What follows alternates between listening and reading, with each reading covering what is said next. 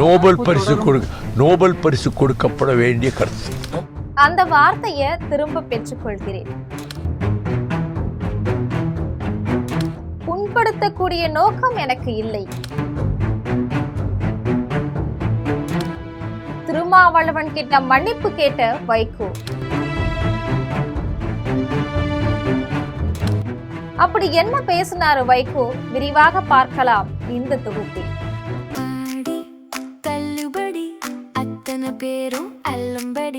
6 முதல் 60% வரை ஆடி தள்ளுபடியுடன் super Saravana stores, Chennai, Madurai, Kovai.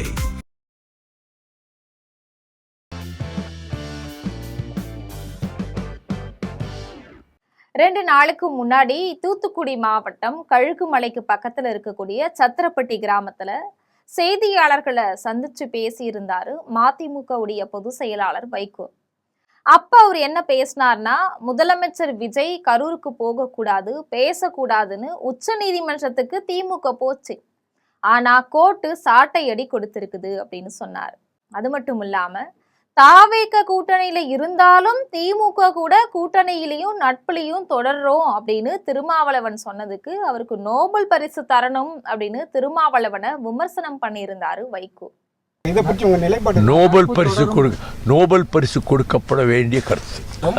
ஸ்டாலினோட கருத்து பங்கேற்பு நாங்க தொடர்ந்து இருந்து கொண்டிருந்து தொழிற்கமான கருத்தை பதிவு செஞ்சிருக்கோம். இதை பற்றி உங்க நிலைப்பாடு? நோபல் பரிசு கொடுக்கப்பட வேண்டிய கருத்து.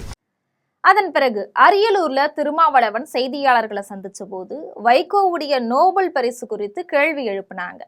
அப்ப அவரு, வைகோ அவர்கள் எனக்கு நோபல் பரிசுக்காக பரிந்துரை செஞ்சதுக்காக ரொம்ப நன்றி, பரிசு கிடைச்சாலும் அவருக்கு ரொம்ப நன்றி அப்படின்னு சொல்லியிருந்தாரு திருமாவளவன்.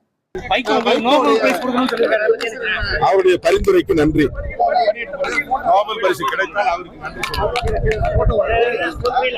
இந்த நிலையில மறுபடியும் நேத்து செய்தியாளர்கள் சந்திப்பின் போது பேசின வைகோ, திருமாவளவனுக்கு நோபல் பரிசு அப்படின்னு சொன்னது அவருடைய மனசை புண்படுத்தி இருந்தா வருத்தத்தை தெரிவிச்சுக்கிறேன் அப்படின்னும், திருமாவளவனை புண்படுத்தக்கூடிய நோக்கம் எனக்கு கிடையாது, நான் சொன்ன வார்த்தையை திரும்ப பெற்றுக்கொள்கிறேன் அப்படின்னு பேசினார்.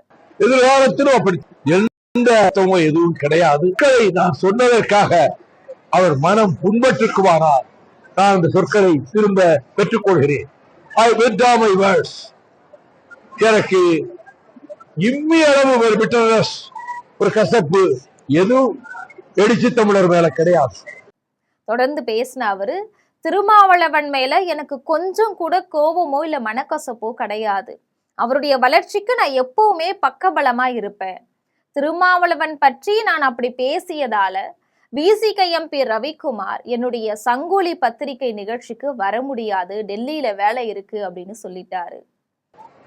அவர் இந்த நாட்டில் நல்ல ஒரு தலைவர், அந்த மக்களுக்கு மட்டுமல்ல மொத்த தமிழ்நாட்டுக்கே பயந்தக்கூடிய விதத்திலே பணியாற்றி வருகிறார். தனக்கென்று ஒரு குடும்பம் கிடையாது அவருக்கு. நான் எத்தனையோ முறை அவர்கிட்ட சொல்லி கூட இருக்கிறேன். ஆகவே அவர் கருத்து சொல்வது அவருடைய கருத்து உரிமை, ஜனநாயக உரிமை. அந்த ரியாக்ட் பண்றது அவரை ஓன் பண்ணி இருந்தா அதுக்காக சொன்னாய் விட்ராமை வேர்ட்ஸ்.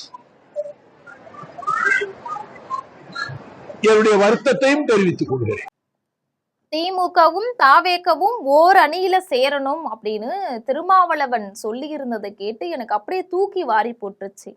வட துருவமும் தென் துருவமும் இணைய முடியுமா? தாவேக அமைச்சரவையில இருந்துகிட்டு திமுக கூட நட்பா? இது எப்படி சாத்தியமாகும் அப்படின்னு வைகோ கேள்வி எழுப்பியிருந்தாரு. வைகோவுடைய கேள்விக்கு பதில் சொல்லுவாரா திருமாவளவன் அப்படிங்கறத பொறுத்திருந்துதான் பார்க்க வேண்டும். இது போன்ற செய்திகளை உடனுக்குடன் தெரிந்து கொள்ள ஜெம் தொலைக்காட்சியுடன் எப்பொழுதும் தொடர்பில் இருங்கள். நன்றி.